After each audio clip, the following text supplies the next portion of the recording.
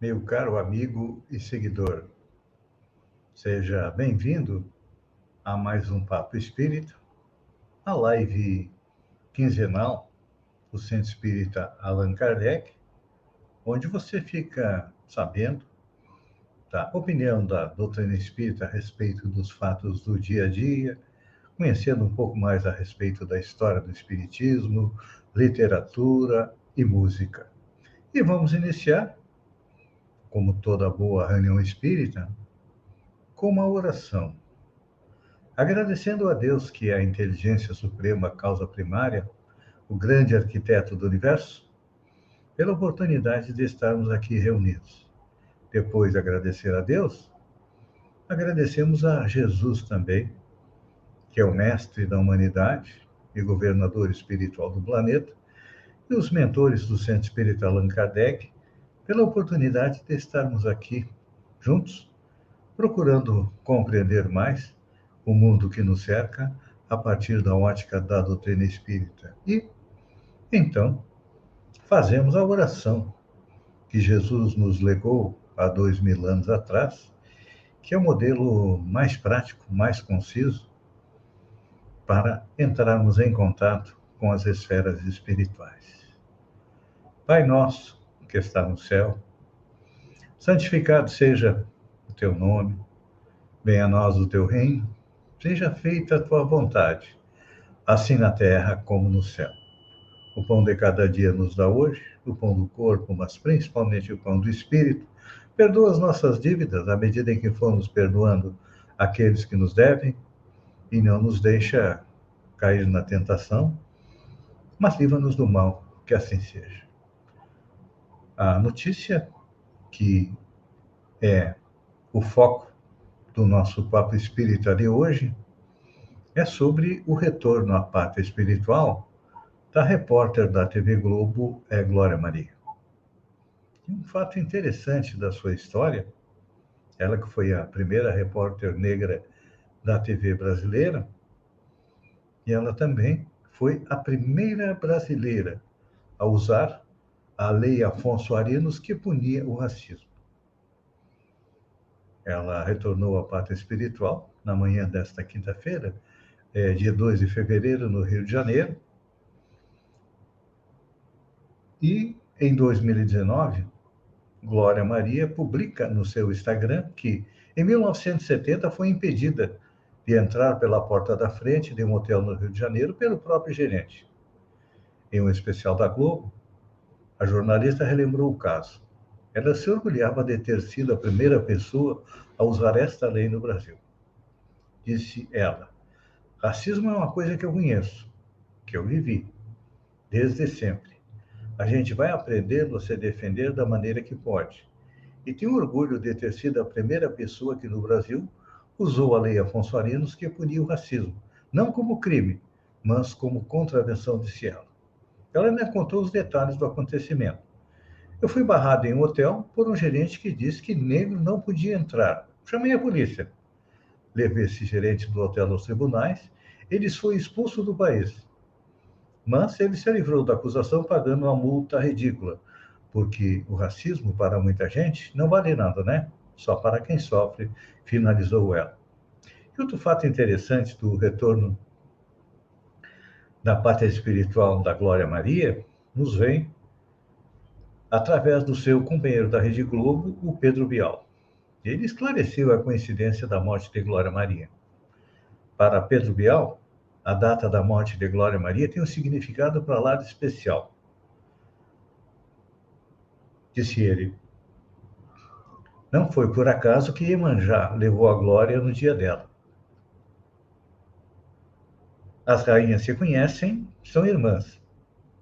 E ela a confortou e a levou. Ela estava sofrendo muito, agora, nos últimos tempos, então Iemanjá foi, como sempre, tenra e carinhosa e a levou para descansar. Ele contou, ainda que os familiares e amigos mais próximos sabiam que ela estava bastante fragilizada. A gente sabia que estava chegando a hora. Então, aqui nós vemos três pontas que nós podemos desenrolar deste novelo que é a vida da repórter da TV Globo, Glória Maria. Eu não lembro de ter visto no Jornal Nacional uma homenagem tão forte, tão bela, para um dos seus funcionários. Então, com certeza vai ficar gravada na nossa memória as homenagens feitas pelo patrão à empregada e funcionária Glória Maria. Então, vamos começar pelo dia 2. É o dia em que, aqui no Brasil, é comemorado Iemanjá, pela Umbanda, e Nossa Senhora dos Navegantes para os nossos companheiros católicos. Então é interessante a gente voltar no tempo e procurar compreender como uma divindade africana ganhou a feição branca no Brasil. O dia de Iemanjá é comemorado com feriado. Aqui ao lado de Balneário Gaivota, em Balneário Rui do Silva, é um feriado municipal. E temos uma colônia bastante grande de gaúchos e no Rio Grande do Sul a Umbanda é bastante disseminada. Mas chama atenção, por que a representação mais comum, uma das entidades mais comuns de origem negra, é branca? Porque como divindade africana, é claro que a gente espera e esperaria que ela viesse com as feições de uma mulher negra. Mas o que aconteceu? Nós sabemos, através da história, que o culto dos africanos, dos negros, quando vieram para o Brasil, ele era proibido, porque o Brasil era um país eminentemente católico. Então, a alternativa que eles tiveram foi o quê? Era branquear os seus deuses e dando a eles feições brancas. Então, nós temos Iemanjá, muito semelhante a Nossa Senhora dos Navegantes, e hoje em dia o movimento negro está tentando retornar às suas origens e fazer com que o culto de Iemanjá deixe de ter uma figura da raça branca para ter uma figura da raça negra. E muitos historiadores colocam, assim, este embranquecimento dos deuses africanos como se fosse um caso de intolerância, de perseguição religiosa. E realmente nós percebemos outro fato importante. Nós vamos voltar primeiro, antes de deixarmos de lado o culto da Iemanjá, é importante a gente compreender o que a doutrina espírita nos coloca. Primeiro, a respeito do racismo. No Livro dos Espíritos, Allan Kardec questiona a respeito da diversidade das raças humanas. A questão número 52, ele pergunta de onde provém as diferenças físicas e morais que distinguem as raças humanas na Terra. E a resposta dos espíritos elas vêm do clima, da vida e dos costumes. Dá-se aí como se dá com dois filhos de uma mesma mãe, educados longe um do outro, de modos diferentes, em nada se assemelharão quanto à moral. E aí Kardec sempre foi muito didático.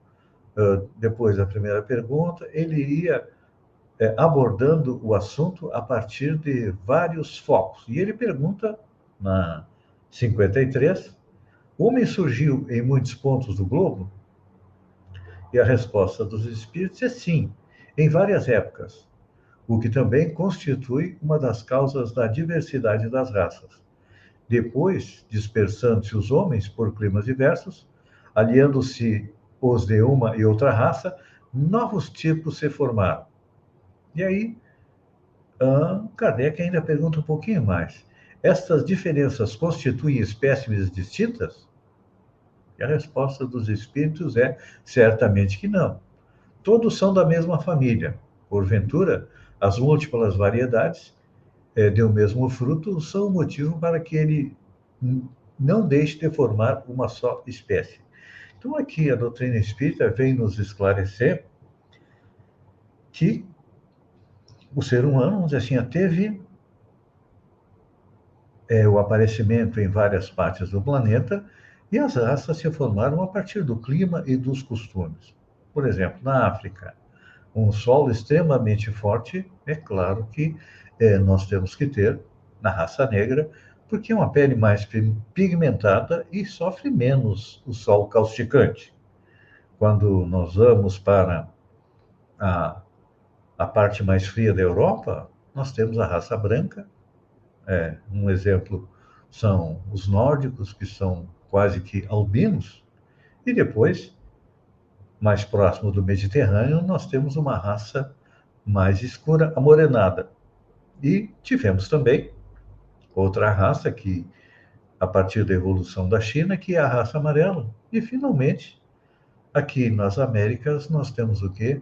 A raça vermelha, que surgiu de um modo semelhante, porque o homem apareceu em várias partes do planeta. Então, quando a gente vê pessoas, grupos étnicos se achando superiores aos outros, não deveria ser assim, porque, em tese, e de acordo com a explicação da doutrina espírita, todos nós temos um tronco comum, que é o ser humano. Então, não tem por que termos todas essas diferenças. É claro que, muitas vezes, nosso orgulho, nosso egoísmo, nosso modo de pensar nos leva a nos achar superiores aos outros humanos.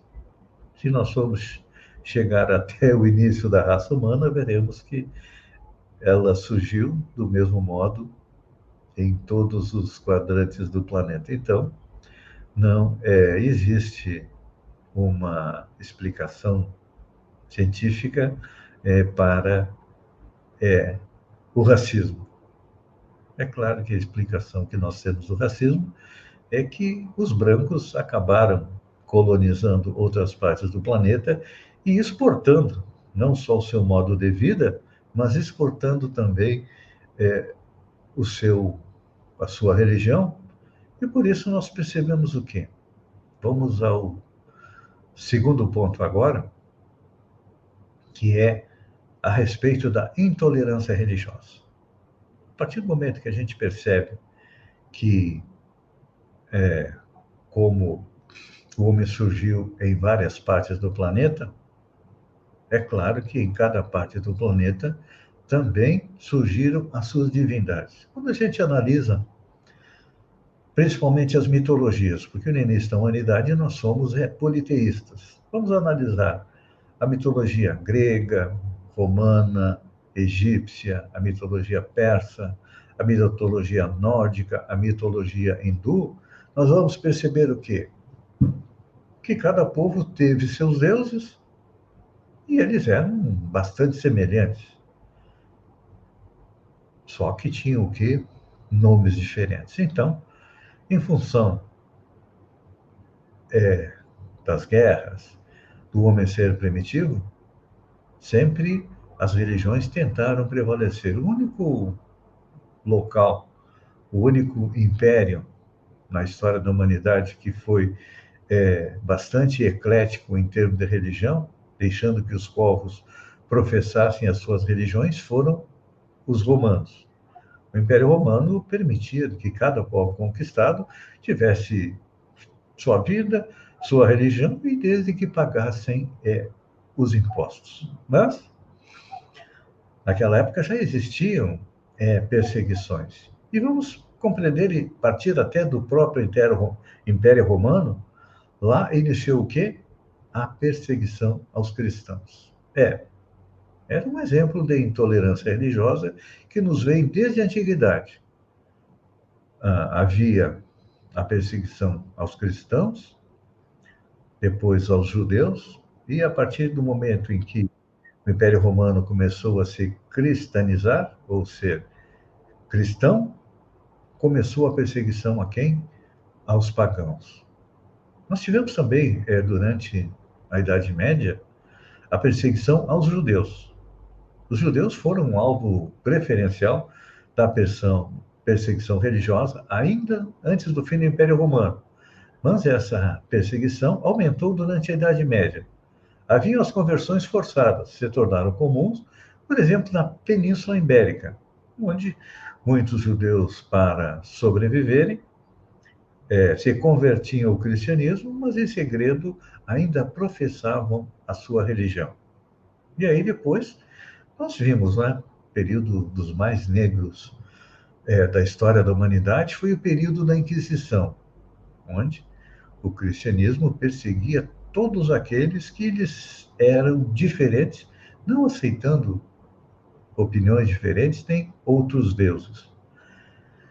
E tivemos também, agora há pouco tempo, no século passado, nos Estados Unidos, uma intensa perseguição contra os pioneiros mormons, que habitavam o estado de Ohio, Missouri e Illinois, muitos chegando a serem expulsos de suas casas. Hoje nós estamos vendo a perseguição dos muçulmanos em relação a outros segmentos religiosos, e temos também perseguição política. Por exemplo, a China é um país, agora já está conseguindo se permitir que as religiões sejam professadas dentro do país.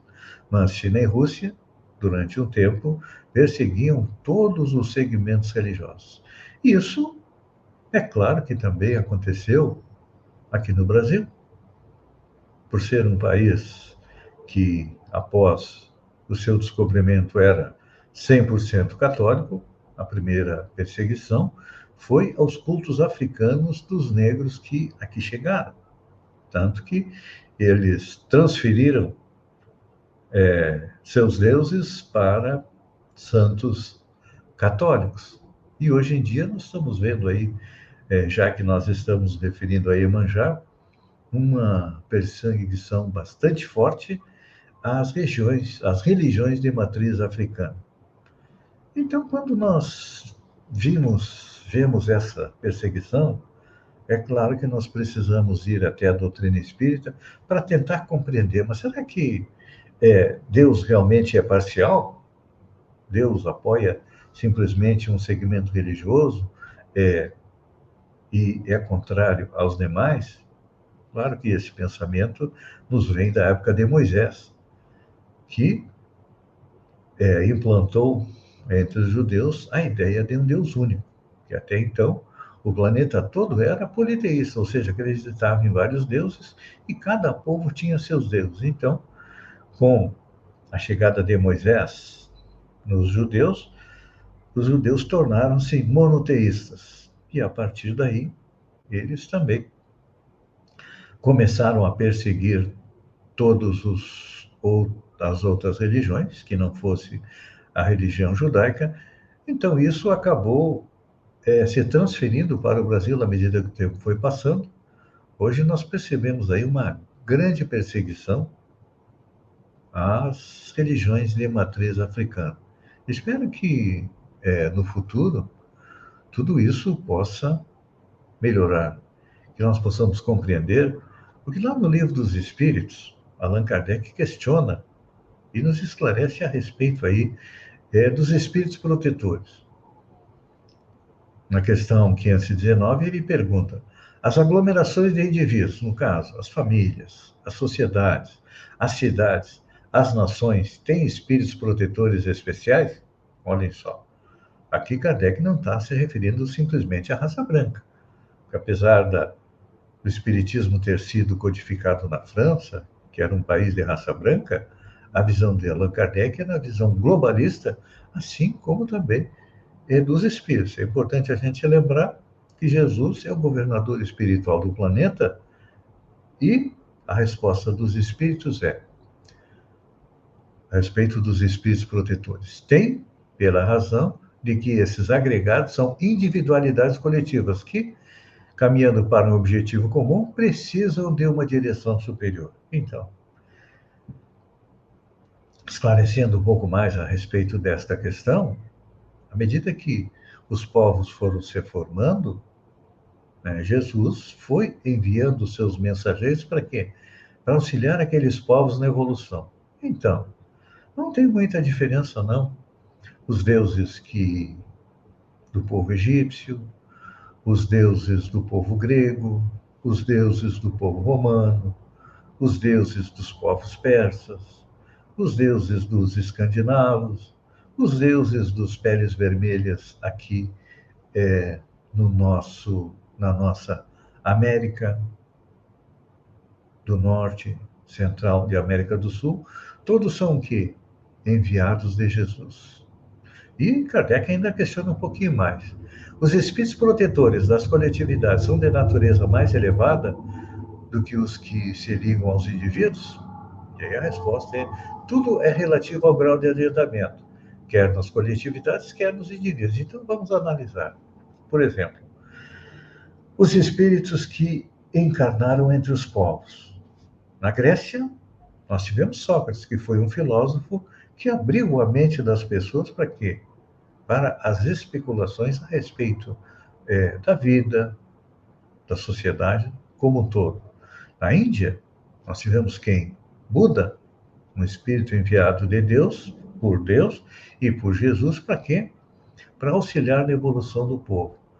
Na China, nós tivemos Confúcio, Lao Tse, todos eles trazendo a mensagem de amor, de evolução, é claro que de acordo com o tempo.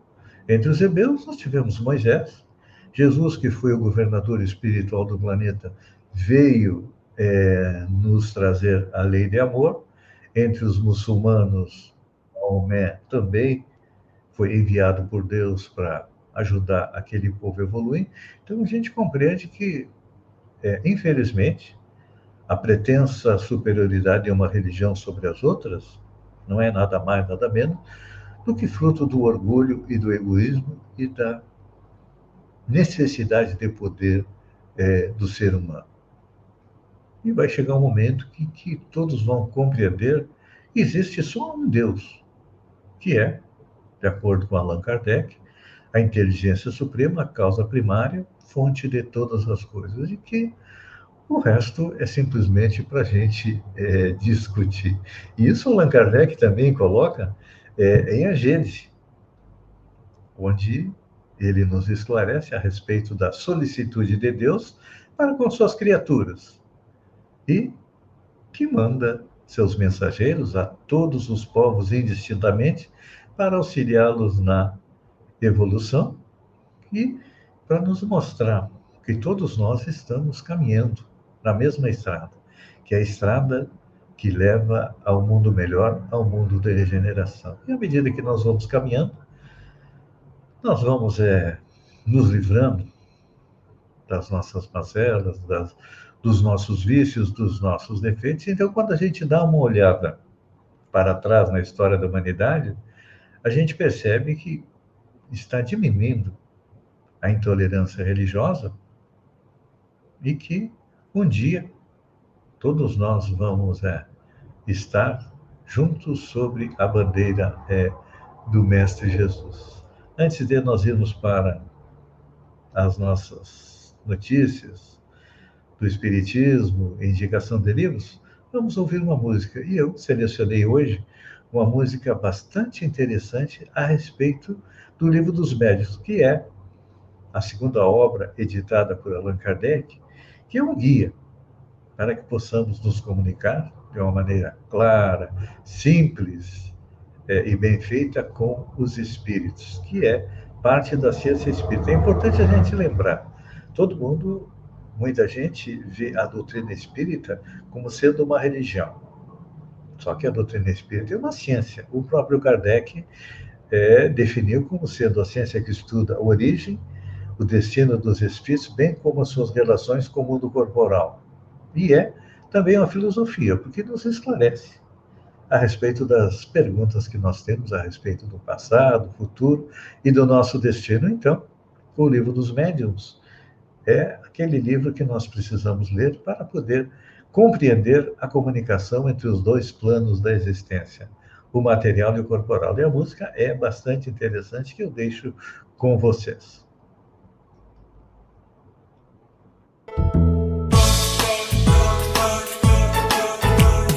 Toque, toque, toque, toque, toque.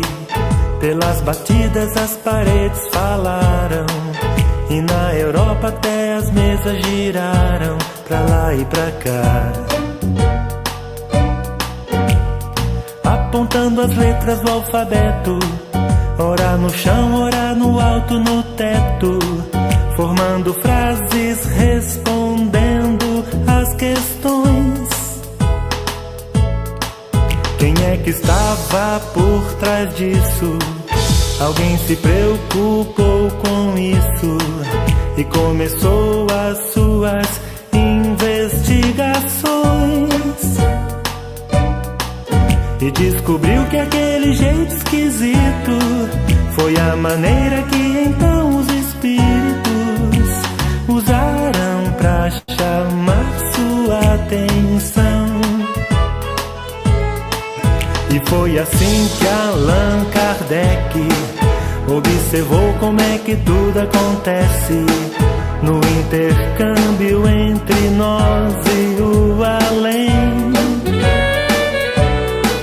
Desenvolveu aquela nova ciência com muito estudo, muitas experiências, que o seu livro dos médiuns mostra bem. Agora pela voz, pela caneta, não é preciso mais usar a prancheta, pois até mesmo pela intuição, nossos amigos espirituais sempre nos trazem as lições de paz, saudade, incentivo e muito mais. Nossos amigos espirituais sempre nos trazem as lições de paz, saudade, incentivo e muito mais. Muito mais.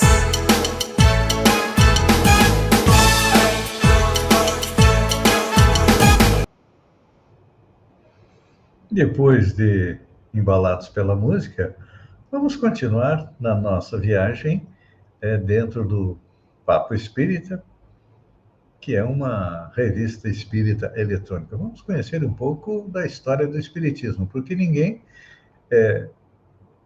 pode seguir em frente sem conhecer o passado. Então, no mês de fevereiro, no dia 1º, em 1856, nasce a professora Anália Emília Franco, em Resende, Rio de Janeiro, criadora de várias instituições educativas de assistência social.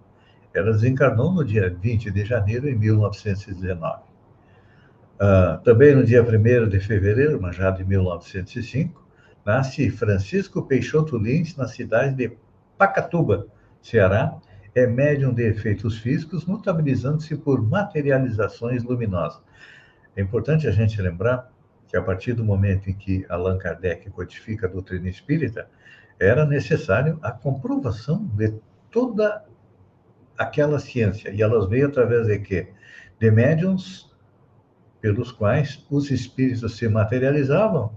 E as pessoas podiam tocar, fotografar, apalpar os espíritos para comprovar que realmente eles estavam ali, materializando-se através de um componente das nossas células, que é o ectoplasma, que permitia a materialização e a comprovação. Então, nós temos aí fato material fotográfico mostrando a sobrevivência da alma.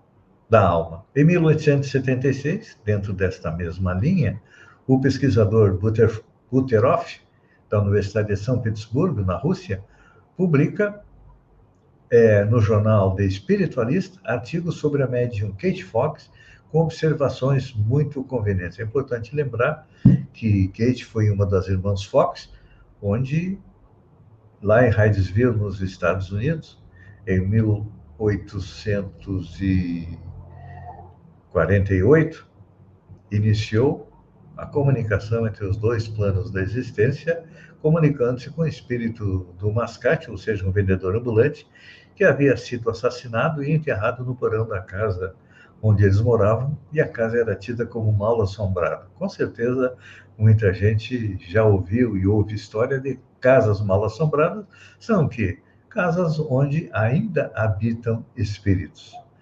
Ainda a respeito da comprovação, no dia 5 de fevereiro de 1876, em Manchester, na Inglaterra, são apresentadas moldagens em parafina de mãos e pés de espíritos materializados por intermédio do médium William Owsley, causando notícias sensacionalistas. Olha só. Agora vamos a um casamento. Dia 6 de fevereiro de 1832, em Paris, a professora Amélie Gabrielle Baudet se casa com o professor Hipólito Léon Denisard Ribeiro, que mais tarde seria o codificador do Espiritismo, adotando o pseudônimo de Allan Kardec. Ela foi uma grande auxiliar de Allan Kardec na codificação da doutrina espírita. Indo para a literatura, no dia 9 de fevereiro de 1939, concluída a psicografia do romance Há 10 Mil Anos, que havia sido iniciado em 24 de outubro de 1938. Ou seja, em menos de 3 meses, o Espírito Emmanuel dita, ou psicografa, através de Francisco Cândido Xavier, um dos livros que, com certeza, todo mundo deveria ler, que é Há 2 mil anos, onde Emmanuel conta um pouco da sua vida, e aquele momento, com certeza, histórico da sua vida, o encontro dele com Jesus. No dia 12 de fevereiro de 1809, nasce Abraham Lincoln, presidente dos Estados Unidos, que realizava sessões mediúnicas na Casa Branca. Todo mundo sabe que ele acabou sendo assassinado. Então, agora, já que estávamos falando em livros, a revista Candeia, a editora Candeia, todo neste ano, ela divulga os livros mais vendidos. Já falávamos a respeito dos romances, trazendo para vocês os mais vendidos do ano de 2022, os livros não romances, ou seja, os livros espíritas, e hoje nós vamos trazer para você a relação dos mais vendidos na literatura infanto-juvenil. Por quê? Porque se a doutrina espírita é boa para nós, com certeza ela também é boa para nossos filhos e netos. Então, é importante que haja uma literatura destinada a essa faixa etária. E entre os mais vendidos, o primeiro e o segundo lugar, estão o Evangelho segundo o Espiritismo para a Infância e Juventude, volumes 1 e 2. Então, esses 2 livros são uma adaptação da obra de Allan Kardec, apresentando a essência dos princípios da doutrina espírita em uma linguagem simples e com ilustrações interessantes que facilitam a compreensão dos ensinamentos morais de Jesus por crianças e jovens. É importante lembrar que o Evangelho segundo o Espiritismo foi a terceira obra codificada por Allan Kardec, que foi publicada em abril de 1864. Então, os 2 mais vendidos são o Evangelho segundo o Espiritismo para a Infância. E claro que entre os 2 seguintes, terceiro e quarto lugar, estão o Livro dos Espíritos para a Infância e Juventude. Também, nos mesmos moldes do Evangelho, este livro foi organizado com adaptação de linguagem para infância e juventude. No primeiro volume contém a primeira e a segunda parte do Livro dos Espíritos de Allan Kardec. E é fácil de compreensão e permite um estudo da doutrina espírita já por jovens e crianças. São 2 volumes e a quinta obra mais vendida é Meu Pequeno Evangelho. Nessa nova aventura, aqui nós temos quem? A Turma da Mônica. Quem não cresceu lendo as histórias da Mônica, do Aninha, do Anjinho, do Cascão? Pois é, eles também estão na doutrina espírita. E nessa nova aventura da Turma da Mônica, ela própria, a dentuça, que naquela época não tinha aparelho para corrigir os dentes, ela recebeu a visita de André, um primo do Cascão, que vai apresentar às crianças os conceitos do Evangelho segundo o Espiritismo. Então, aqui fica a nossa indicação destes 5 livros para os nossos jovens. Amigo e seguidor, o nosso tempo está esgotando. Eu agradeço a você por ter estado comigo durante esses minutos.